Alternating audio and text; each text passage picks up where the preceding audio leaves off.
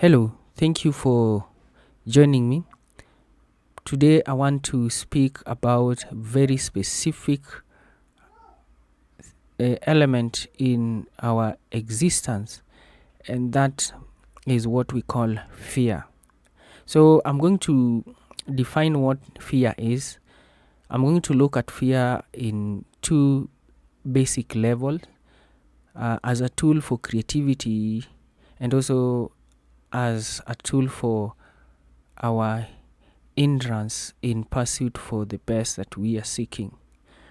I'm also going to look at how to manage our fears and creativity. It has taken you a lot, so it is not something that is given, that I'll just come to your space and just talk and go. No, it is something that I consider special, and I consider it an honor to speak to you this morning. So I want to dissect the basic tenet of fear and how to deal with it. We are always fearful of unknown. We are always comfortable with what we have because we don't know what lies ahead. So fear can prevent us from taking risk, and risk which can always change our life for better. So I want to talk about fear and how it is able to affect our progress in life. And I also want to point out ways in which we can be able to sort out the issues relating to fear, because that is the greatest thing, the greatest enemy to progress. So we need to always face our fears. Fear is an intricate reaction to a threat or danger. It is a set of varied psychological cognitive processes that intend to set up a person to face or flee the threat. Fear is an emotional state which is profoundly is rooted in human evolution. So we are always evolving. We are not talking about Charles Darwin kind of evolution, but as a person you evolve. As an individual, the way you are today is not the way you were 2-3 years ago. Physically, mentally, and cognitively, you have been able to advance, or you've been able to deteriorate depending on what you've been doing to yourself over the past years. But the thing is, the whole idea is to know that fear is an emotional kind of state of mind that is normally geared towards protecting our comfort or protecting ourselves from perceived danger. Fear has been able to be around with human beings since forever. And even those people we know from history, people like Hitler, people like Mandela, the people we know who have been able to leave a legacy, either positive or negative in history, at some point they had fear, but they went ahead and executed what they intended to execute, and they were able to succeed in what they were doing. So even as today, where we sit, we are not devoid of fears, but it is part and parcel of human being. So the best way is to identify these fears and be able to deal with them and to face them at the right time, so that we can save ourselves a brighter future. Because if we don't take risk and invest, or even go ahead and do something great with that which we are planning, and we are held back because of fear, we don't do that, then we'll end up with a failed dream or failed society or something like that, which is not our intention from the word go. So I want you to stick around with me to understand how fear can hinder our creativity. Now, fear can hinder our creativity in this sense. It can create what we call creativity blocks. So, when you are experiencing excessive fear and anxiety, it can lead to your mind becoming paralyzed from thinking creatively. So, also, if that is not enough, it can also bring what we call perfectionism. So there are people in their life who are always, whatever they need to do should be extremely, extremely perfect. So they end up not experimenting what they have, or even going ahead and executing their plan because of fear, right? And this bring what we call hindrance from experimentation, and also hindrance from taking risk, right? So, and in life is about taking risk. You have to take risk today. You have to risk to learn something new. You have to risk to invest in a given business. You have to risk to learn something, even if you have in mind what the goal is at the end. But you have to take risks. You have to take chances and look at what is it that you have. That sometimes we look at what we have, and because of fear we recede back and we let go of the opportunity and the chance that is there. Fear can also bring what we call risk avoidance. So fear of failing, can discourage you from taking risks or trying unconventional approaches, because unconventional approaches, which are elements of creativity and uniqueness within you, these are ideas that you have been able to create for yourself, or you've been able to generate. And because of fear, you can avoid the risk of trying out your ideas, right? So it is imperative to know that fear can take or can bring things like self-censorship, where you start having fear of negative judgment. You start looking at yourself, how will people perceive me to be, or how will people look at me, or what will people say of me when I'm doing this? What if I fail? What will they say? And that is one of the things that is always keeping people from achieving their best. They are always comparing themselves with other people and saying, if my friends or those people around me, if my environment or the human elements in my environment start criticizing me, what will they say? You shift your focus from what should be important to something that you cannot control, because you cannot control what people would say about you.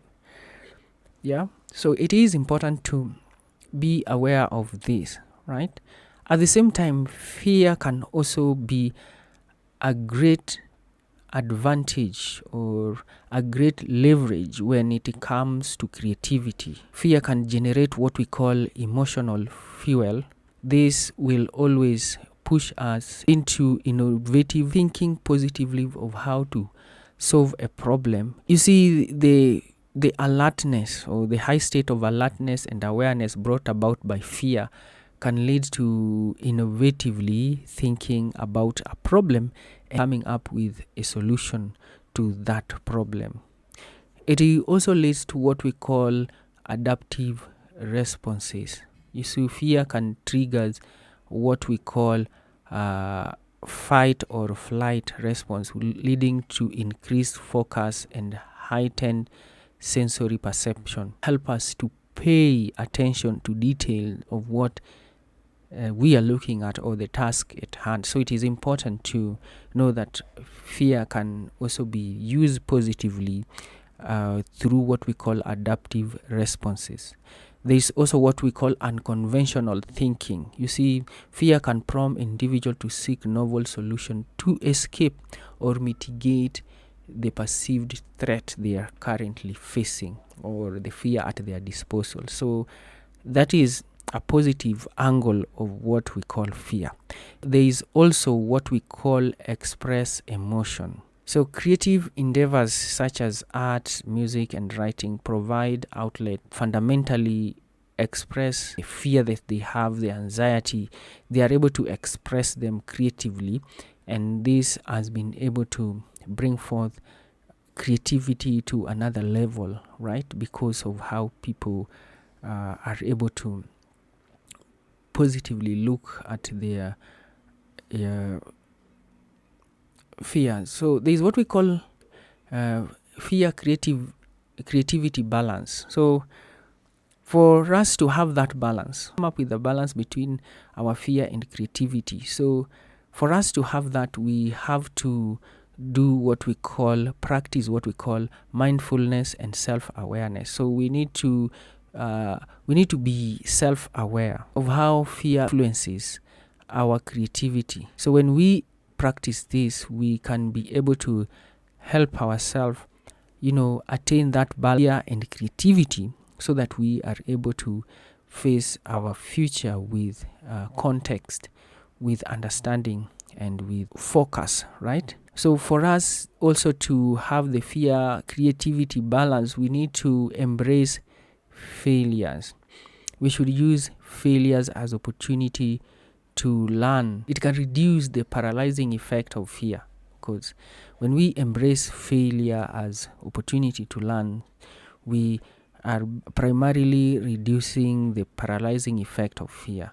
So we need to view mistakes as stepping stone to growth and to encourage experimentation. We need to refine our ideas. So when we do something and it fails, we are always in the look for an alternative that can help us, refine and be able to get the best out of what we are doing, in terms of looking for another alternative, instead of stopping right there and then see, now we cannot I cannot do this.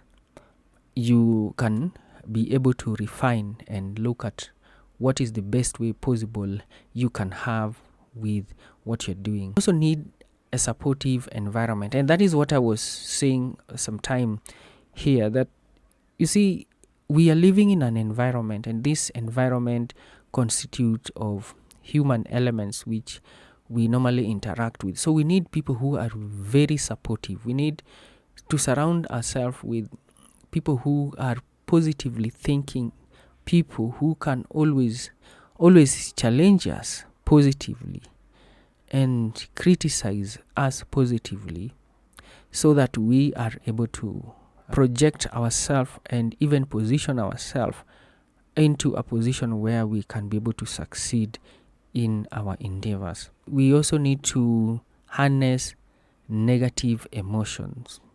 Remember, fear is an element of emotion, so we need to harness negative emotion. Instead of letting our fear overruling us, we should always make the negative emotion to work for us. So we need to look at our fears and be able to challenge it and get to understand the best way we can be able to challenge these fears. So how to manage fear and creativity is something that is important to us at this moment in time, because probably you're trying to think of what investment can you have, already identify something that you want to work on, but you are still reluctant because of fear.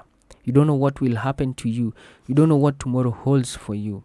So we really need to conversation with ourselves and learn how to manage our fears and creativity. So one of the methods that is very important to know in managing fear and creativity is what we call awareness. So basically reflect on the fears that might be preventing you, right, or inhibiting your creativity. Identify the triggers. What are these triggers that are always present before you experience your fear? So we need to be self-aware. We need to identify the triggers. Now recognize when the fear is hindering you We also need to recognize when fear is hindering our creative process. So we need to look at ourselves. Are we avoiding risk? Are we excessively critical of ourselves? We need to be aware of this pattern so that we are able to understand ourselves, and that will be very critical in sorting out the issue of fear when it comes to moving forward and implementing our ideas and goals. So we need to also cultivate what we call a positive mindset. So we should always embrace growth mindset, embrace imperfection. We need to know that we need to accept creative work doesn't need to be flawless, right? We need to accept that any work that you do will always have some flaws. So these flaws can be instrument of making what you have better. And in making what you have better, you become self-aware of the strength and the ability of what lies within you. We also need to set what we call realistic goals, right? We need to set realistic goals, break down our big projects into small manageable steps that we can be able to not only implement but also to articulate to others. That is very important. So we also need to create a supportive environment. You see, everything we do is very deliberate. In life, we do things deliberately. Sometimes we do them unconsciously, but most of the time they are deliberate. We need to surround ourselves with supportive environment. We need to have a good support system. We need to have good mentors. We need to have people who can advise us. We need to create contact or network with those people who are already in the business or in an area which you want to invest in, and so that you can keep on consulting them, right? So that one will help you a great deal in managing and coming up with a solution, especially if you're facing fears, as I mentioned. So the thing is, we need to also practice what we call mindfulness. Okay, so it is a technique that help you manage anxiety and fear. So engage in deep breathing exercises, meditation, and such kind of activities, and they will be able to help you a great deal in managing fear, especially when in the verge of implementing an idea. And also remember that these failures that you may encounter are very important. They are lesson. Also, we need to use fear as catalyst. Channel your fear into creative work. Yeah, we need to channel that fear we are experiencing and make it work for us. We can use it as a catalyst to our goal realization. So we need to do that, to experiment and take risks. We should not run away when we encounter failure. We should not stop our experimentation, especially if it's something positive. We should always go ahead and take risk. And when we take these risks, we are able to do much better than we are doing today. Celebrate the small wins that we have. Yeah, that one will motivate us, because life is a component of so many small things, small activities. And when we win in these small activities, with the time they accumulate to something big. If our fear is so extreme, we can seek also professional help.